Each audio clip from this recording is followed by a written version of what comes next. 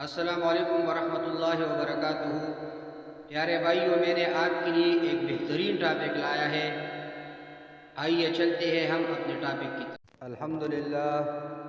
الحمد للہ وکفا وسلام علی عباده الذین اصطفى، اما بعد فاعوذ باللہ من الشیطان الرجیم، بسم اللہ الرحمن الرحیم۔ وما ارسلناک الا رحمۃ للعالمین، صدق اللہ العظیم۔ السلام علیکم ورحمۃ اللہ وبرکاتہ۔ ہمارے آج کی موضوع ہے 12 ربیع الاول کی اہمیت اور مسلمانوں کی ذمہ داریاں۔ پیارے بھائیوں، اسلامی سال کا تیسرا مہینہ ربیع الاول مبارک ہے۔ اس کی وجہ تسمیہ یہ ہے کہ جب ابتدا میں اس کا نام رکھا گیا تو اس وقت موسم ربیع یعنی فصل بہار کا آغاز تھا۔ یہ مہینہ فیوزات و برکات کے اعتبار سے افضل ہے کہ باعث تخلیق کائنات رحمت للعالمین احمد مجتبی محمد مصطفیٰ علیہ السلام نے دنیا میں قدم فرمائے۔ 12 ربیع الاول بروز پیر مکہ مکرمہ کے محلے بنی ہاشم میں آپ علیہ السلام کی ولادت بسعادت صبح صادق کے وقت ہوئی۔ 12 ربیع الاول ہی میں آپ ہجرت فرما کر مدینہ منورہ تشریف لائے۔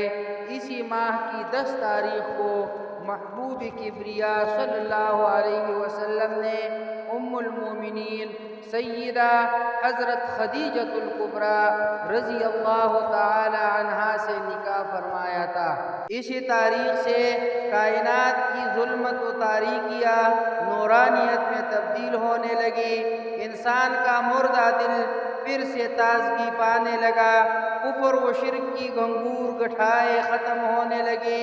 انسانوں کو انسانیت کی صحیح اور حقیقی مفہوم سے عملی آشنائی ہونے لگی۔ ہر قسم کی خرافات اور بے بنیاد رسم و رواج کی بندشوں میں جکڑا ہوا انسان آزاد ہو کر اپنے مقاصد زندگی اور وجہ تخلیقات کو سمجھا، اپنے معبود حقیقی کو جانا، عبد و معبود کے رشتوں کو سمجھا۔ یہی وجہ ہے کہ ساری دنیا کے مسلمانوں کے لیے حضرت محمد رسول اللہ صلی اللہ علیہ وسلم کا عشق غیر فانی دولت بن چکا ہے۔ اس محبت کا اظہار شیدائیانہ کرتے رہتے ہیں اور 12 ربیع الاول کے موقع پر مختلف طریقے سے اظہار مسرت کرتے ہیں۔ جو گناگو احسانات و نوازشات کا ہلکا سا شکریہ ہے۔ ہر ملک اور قوم کے لوگ اپنے رہنما، لیڈر اور دانشوروں کا یوم پیدائش مناتے ہیں، جبکہ ان شخصیتوں سے فائدہ کسی ایک ملک یا ایک قوم کو یا کسی ایک خطے کو یا کسی ایک خاص نظریات و مکتب فکر کو ہی ہوتا ہے، مگر یوم پیدائش پر خراج عقیدت ضرور پیش کرتے ہیں۔ یہاں اس ذات گرامی کی یوم پیدائش کی بات اور خراج عقیدت پیش کرنے کا معاملہ ہے، جو ہر انسان، جانور، پرندے، چوپائے، پیڑ پودے اور ہر چیز کی نبی ہے۔ سب کا وجود ان کی طفیل ہے، سب کو ان سے برابر کا فائدہ ہے۔ وہ تمام انسانوں کی نبی، کائنات کے تمام اشیاء کے لیے رحمت ہی رحمت، ان کو سب سے پیار ہے۔ انہوں نے جو بتایا سب کے لیے، جو کیا سب کے لیے، جو ان کی باتوں کو مانا، ان کی باتوں پر چلا، ان کی طریقوں کو اپنایا، اس کے وارے نیارے ہو گئے۔ دنیا کی ہر بلائی مل گئی اور آخرت کی سرخروئی بھی مل گئی، اللہ کی خوشنودی بھی مل گئی۔ پھر ایسے عظیم محسن، ایسے پیارے نبی جن سے بڑھ کر اللہ کے سوا کوئی نہیں، کوئی شخصیت کتنے ہی عظیم کیوں نہ ہو، مگر سرکار دو جہاں سے اس کی نسبت ذرے اور آفتاب جیسی ہے۔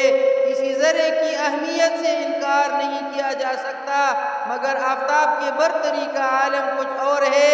مگر محمد رسول اللہ صلی اللہ علیہ وسلم وسلم کی عظمت کے آگے آفتاب بھی ایک ذرہ ہے۔ آفتاب اپنی شعاعوں سے بیک وقت زمین کا نصف حصے کو روشن کرتا ہے، مگر نبی کریم صلی اللہ علیہ وسلم کی ذوبشانی، ان کے علم و حکمت، نبوت و رسالت کی روشنی زمین ہی نہیں ہر عالم کی ایک ایک ذرے پر پڑ رہی ہے۔ پیارے بھائیو، 12 ربیع الاول کی تاریخ انسانی تاریخ کا عظیم ترین دن ہے۔ اس دن کو شایع نشان طریقے سے خراج عقیدت پیش کرنے کے ساتھ ساتھ پوری انسانی برادری اور انسانیت کو دنیا و آخرت کی بلائی کے حسین طور طریقوں کو نبی کریم صلی اللہ علیہ وسلم کی سنتوں کے آئینے میں اخذ کرنے پر گزارنا چاہیے۔ ہر جشن مسرت، ہر جلسہ میلاد بامقصد اور مؤثر ہونا چاہیے۔ تمام مسلمانوں کو اس دن کی اہمیت کا احساس کرتے ہوئے گزشتہ کا احتساب اور آئندہ کا لائحہ عمل تیار کر کے فلاح و اصلاح انسانیت کے لیے ایک نئے جوش و جذبے کے ساتھ مشغول ہو جانا چاہیے۔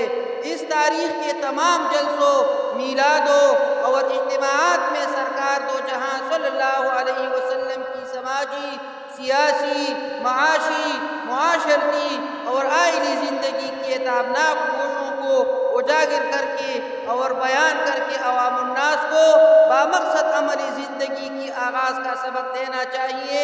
سرکار دو جہاں کی رحم دلی، امن طلبی، احترام انسانیت، حقوق اللہ و حقوق العباد، تبلیغ اسلام، سماجی بائیکاٹ، ترک وطن و ہجرت، کافروں مشرکوں کی ظلم و ستم، اناد و دشمنی، طرح طرح کی اذیت و فتنہ فسادات جو وہ حضور اور صحابہ کے ساتھ کرتے تھے، نبی کریم صلی اللہ علیہ وسلم کی رواداری، مساوات، عورتوں کے حقوق و احترام، بچوں کی تعلیم و تربیت و ذہنی تعمیر، حق کی پاسداری، برائیوں کی بیخبری کے حسین طریقے، بھائی چارگی، پڑوسیوں کے حقوق وغیرہ پر روشنی ڈالنا، انہیں بیان کرنا بہت ضروری ہے تاکہ آج کے بھٹکے ہوئے انسانوں کو، تباہ ہوتے سماج و معاشرے کو سدھارنے کے لیے سچا جذبہ میسر آ سکے اور عظمت محمدیہ بھی اجاگر ہو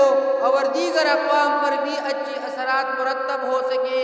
فلسفہ و حکمت اور باریکیوں کو عام اجتماعات و اجلاس میں بیان کرنے سے اپنی قابلیت، صلاحیت کی داغ بٹھائی جا سکتی ہے۔ ہر مسلمان خواص سے عوام تک کی ذمہ داری اور عقیدت و محبت رسول کا تقاضا ہے کہ اپنے آپ کو رسول پاک صلی اللہ علیہ وسلم کی سنتوں کے سانچے میں ڈالنے کا عزم مصمم کر لے اور ہر منزل پر، ہر موقع پر ان سنتوں کی عملی تفسیر بن کر سامنے آئے، دل، زبان اور عمل میں یکسانیت پیدا کرے، ریاکاری و نام و نمود سے بچے، خلوص و للہیت کو اپنائے، ایثار و قربانی پر کمر بستہ رہے، صبر و استقلال کا دامن ہاتھ سے نہ چھوٹے۔